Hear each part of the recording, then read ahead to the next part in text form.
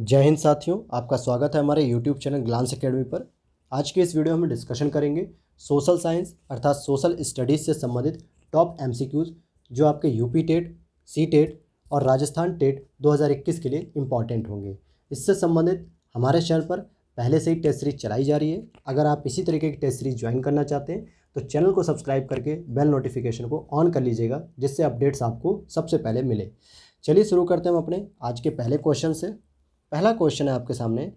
आदिवासियों को रंग बिरंगे कपड़े पहने, सिर पर मुकुट लगाए, नाचते गाते हुए एक रूढ़िबद्ध रूप में प्रदर्शित करने के परिणाम स्वरूप प्रायः क्या होता है? इस ओर से समूह के प्रति भेदभाव होता है। यानी इस प्रकार से समूहों के प्रति जो है कि क्या होता है, भेदभाव किया जाने लगता है। तो बी ऑप्शन जो है कि सही होगा यहाँ पर। अगले प्रश्न को देखें। भारतीय संविधान द्वारा दिया गया नागरिकों को यह अनुमति देता है कि वे उच्च न्यायालय या सर्वोच्च न्यायालय जा सकते हैं यदि उन्हें ऐसा लगता है कि उनके मौलिक अधिकारों का सरकार द्वारा उल्लंघन हुआ है। तो क्या दिया गया है नागरिकों को? आर्टिकल 32 के अंतर्गत संवैधानिक उपचारों का अधिकार दिया गया है। चलिए, तो 145 का हो गया बी ऑप्शन। अगले प्रश्न को देखते हैं हम लोग। सहयोगी अधिगम की प्रक्रिया को बढ़ावा देने के लिए शिक्षक को क्या करना चाहिए? तो शिक्षक को सामूहिक परियोजना कार्य देने चाहिए, जिसमें समूह बना के उस कार्य को कंप्लीट किया जाए। तो लोग आपस में सभी बच्चे समूह बनाएंगे, उसमें को एजुकेशन भी रहेगी, तो सभी बच्चों के बीच क्या होगा? सहयोगी अधिगम बढ़ेगा। C option is right answer. Next slide पर चलें। प्रारंभिक स्तर पर इतिहास शिक्षण का सबसे महत्वपूर्ण और प्रभावी तरीका क्या होगा? प्रारंभिक स्तर पर, तो प्रारंभिक स्तर पर कहानी कथन पद्धति जब आप यूज करते हैं प्राइमरी लेवल पर, तो ज़्यादा इफेक्टिव होती है। नेक्स्ट क्वेश्चन देखें। राष्ट्रीय पाठ्यचर्या की रूपरेखा 2005 यह सुझाव देती है कि नागरिक शास्त्र की जगह राजनीति विज्ञान शब्दावली का प्रयोग किया जाए। ऐसा क्यों कहा जा रहा है? क्योंकि राजनीति विज्ञान एक अध्ययन क्षेत्र के रूप में वैश्विक रूप से अब स्वीकृत हो गया है। यानी कि दुनिया में इसको पॉलिटिकल साइंस की स्टडी के रूप में जाना जाता है, न कि सिविक्स की स्टडी के रूप में। इसीलिए इसमें फोकस किया जा रहा है कि पॉलिटिकल साइंस नाम से पढ़ाया जाए। A option is right answer. Next question देखते हैं। सामाजिक समानता पढ़ाते हुए शिक्षण का सबसे उपयुक्त उपागम क्या होना चाहिए? तो सबसे उपयुक्त उपागम आपका समुदायों से अनुभवों के दृष्टांत देना, जो बच्चे का सामाजिक और सांस्कृतिक परिवेश बनाते हैं। A option is right answer. Next question को देखते हैं। समूह शिक्षण की बात कर रहे हैं, यानी कि कोऑपरेटिव स्टडी के रूप में। तो इसका सही जवाब हो जाएगा संसाधनों, रुचि व विशेषज्ञताओं का इष्टतम उपयोग करने हेतु शिक्षकों के समूहों द्वारा शिक्षण होना चाहिए। तो A option is right answer. Next question पर चलते हैं। असम का प्राचीन नाम क्या है? तो असम का प्राचीन नाम कामरूप है। कामरूप नाम नगर में ही एक मंदिर भी है जो असम में बहुत ही फेमस है। अगले प्रश्न को देखते हैं। दिलवाड़ा का जो मंदिर है वो किसका उदाहरण है? तो जैन स्थापत्य का उदाहरण है। A option is correct answer. और ये कहाँ पर है? तो ये माउंट आबू पर है। कहाँ पर है ये? माउंट आबू पर्वत पे। और यह माउंट आबू कहाँ मिलेगा आपको? अरावली की एक महत्वपूर्ण चोटी है, यानी राजस्थान में यह मंदिर है। कहाँ पर है ये मंदिर? राजस्थान में यह मंदिर है। नेक्स्ट क्वेश्चन देखते हैं। चाणक्य को किस नाम से भी जाना जाता है? चाणक्य के 3 प्रमुख नाम हैं। चाणक्य भी कहते हैं, विष्णुगुप्त भी कहते हैं और कौटिल्य भी कहते हैं। तो C option is right answer. Next slide देखते हैं। औषधि से किसका संबंध नहीं है? औषधि से भास्कराचार्य का कोई संबंध नहीं है, जबकि धन्वंतरी, चरक और सुश्रुत इन तीनों का ही संबंध औषधि विज्ञान से संबंधित है। जबकि भास्कराचार्य की बात करेंगे तो ये एक गणितज्ञ भी हैं और ज्योतिषाचार्य भी हैं, यानी कि ज्योतिष की विद्या में भी महारत हासिल है इन्हें, और साथ ही साथ गणितज्ञ भी हैं ये। नेक्स्ट क्वेश्चन को देखते हैं। भारत के राष्ट्रपति को उसके कार्यकाल से हटाया जा सकता है किसके द्वारा? संसद के द्वारा हटाया जा सकता है। किसके द्वारा? संसद के द्वारा। और किस प्रक्रिया से हटा सकता है? महाभियोग की प्रक्रिया लगाकर हटाया जा सकता है, या वो त्यागपत्र देकर भी हट सकता है। लेकिन त्यागपत्र किसको देगा? उपराष्ट्रपति को देगा। नेक्स्ट प्रश्न है आपका। आर्य समाज की स्थापना किसने की थी? स्वामी दयानंद सरस्वती जी के द्वारा आर्य समाज की स्थापना की गई थी।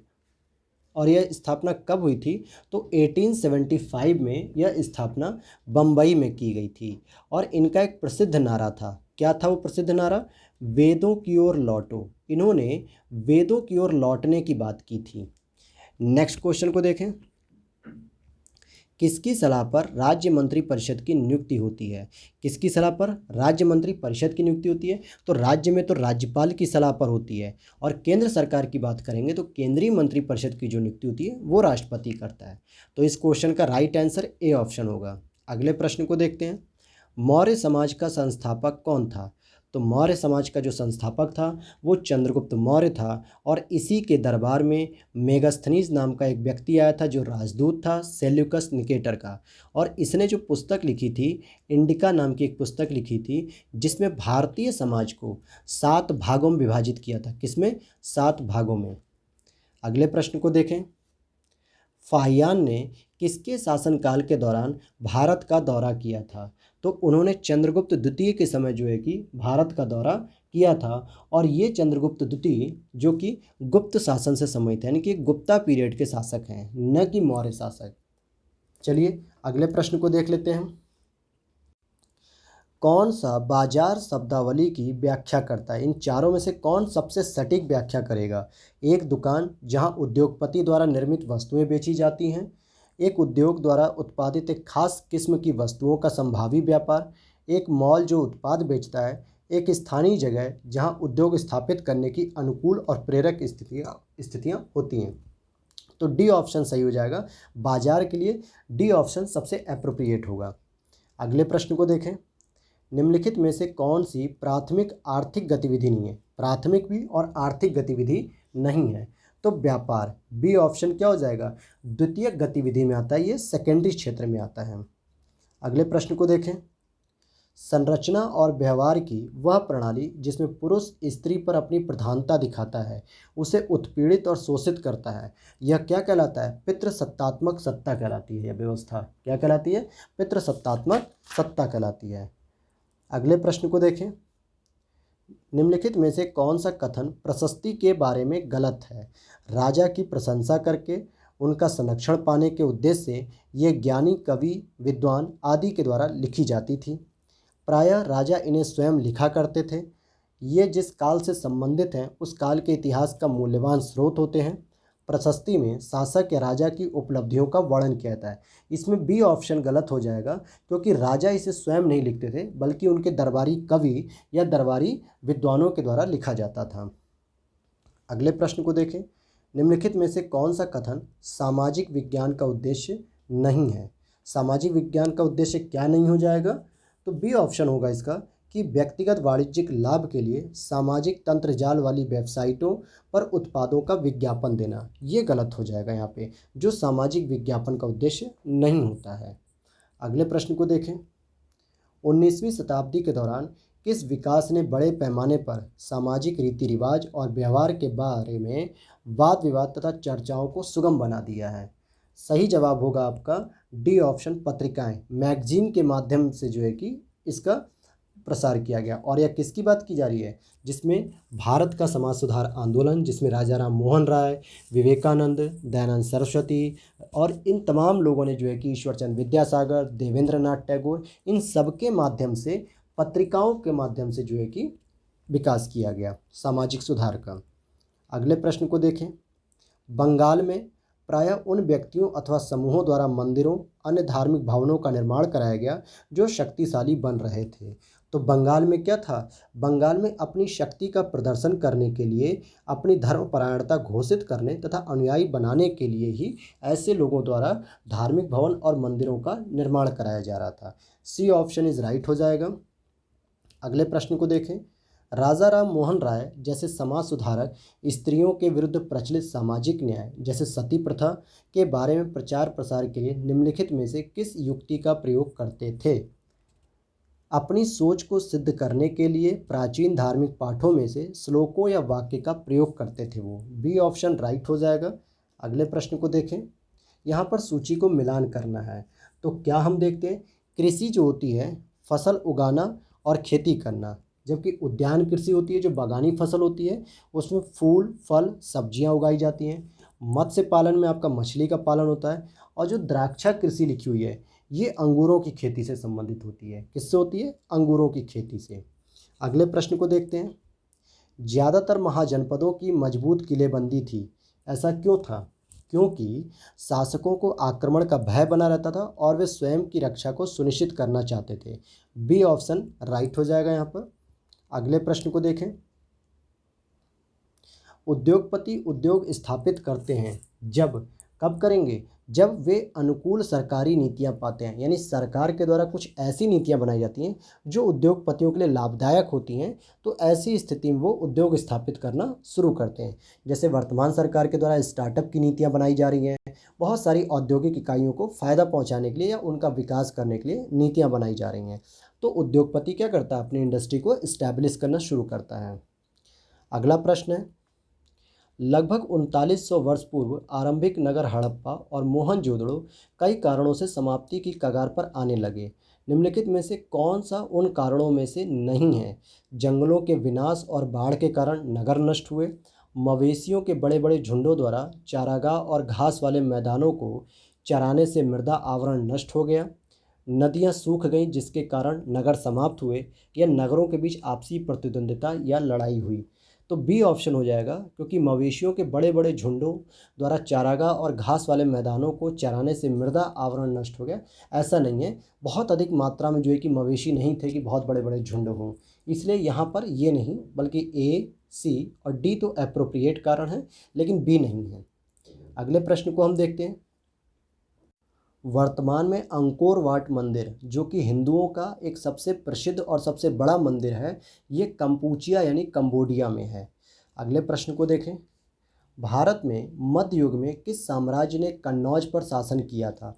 तो मध्य युग की बात हो रही है, तो यहाँ पे गुर्जर प्रतिहार थे जो कि त्रिपक्षीय संघर्ष में विजयी हुए थे और इन्होंने ही कन्नौज पर शासन किया था। अगले प्रश्न को देखें। बृहदेश्वर मंदिर स्थिर है, कहाँ पर स्थित है? ये तंजौर में स्थित है, जो कि चोल शासकों द्वारा बनवाया गया था। किसके द्वारा? चोल शासकों द्वारा बनवाया गया था। और उसमें भी कौन से शासक ने बनवाया था? राजराज प्रथम ने, जो कि राजेंद्र प्रथम के पिता थे।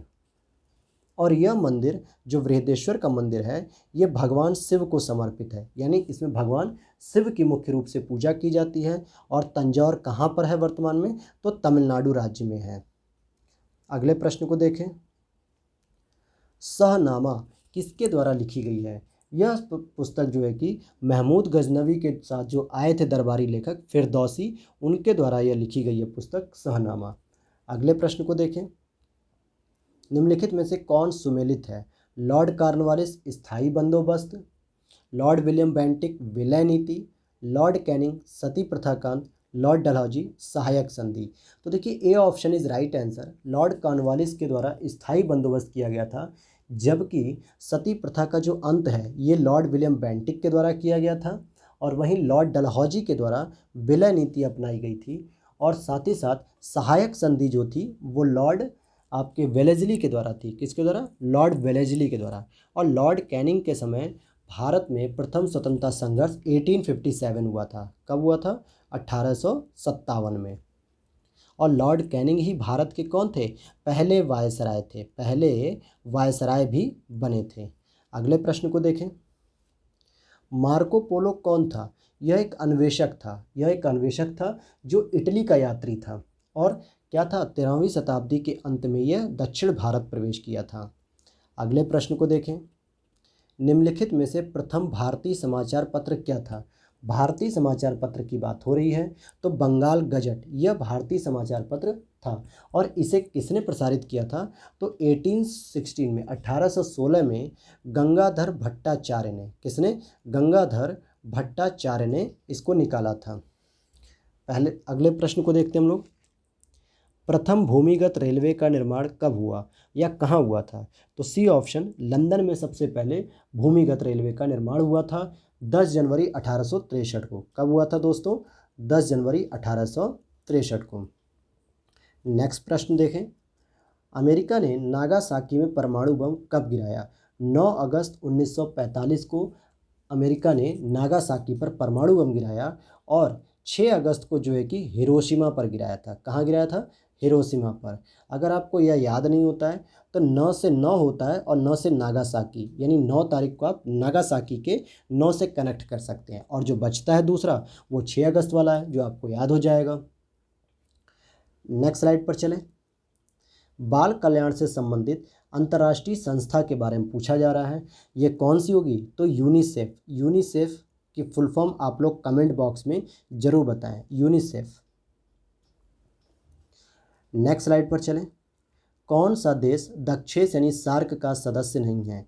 तो म्यांमार यहाँ पे सार्क का सदस्य नहीं है। और दक्षेस की स्थापना कब हुई थी? 1985 में हुई थी। कब हुई थी इसकी स्थापना? 1985 में हुई थी, वो भी दिसंबर 7 से 8 दिसंबर के मध्य दिसंबर में 1985 में इसकी स्थापना की गई थी। वर्तमान में इसके सदस्य देशों की संख्या कितनी है? 8 सदस्य देश हैं, जिसमें पहला भारत, दूसरा बांग्लादेश, तीसरा पाकिस्तान, चौथा भूटान, फिर पांचवा नेपाल, और छठा हो जाएगा मालदीव, और सातवां हो जाएगा श्रीलंका, और आठवां हो जाएगा अफगानिस्तान। यानी भारतीय सीमा से जितने भी देश संबंधित हैं वो सभी 8 देश म्यांमार को छोड़ के सार्क के सदस्य देश हैं। तो ये थे आपके टॉप MCQs।